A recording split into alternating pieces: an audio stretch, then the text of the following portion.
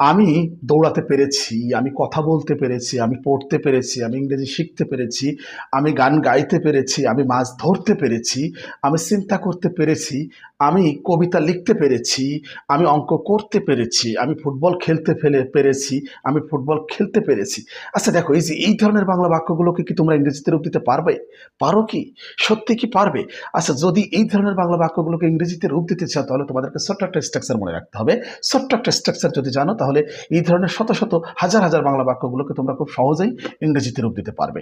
আচ্ছা, একটু লক্ষ্য করো, দেখো, যখন কোনো কিছু করতে পেরেছি তখন তোমাদেরকে ব্যবহার করতে হবে have been able to. Have been able to অর্থাৎ এই স্ট্রাকচারটা ব্যবহার করতে হবে।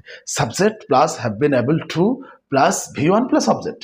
Subject plus have been able to plus V one plus object. আচ্ছা, উদাহরণ দিলে সেটা বুঝতে পারবে। যেমন, আমি কথা বলতে পেরেছি, I have been able to talk.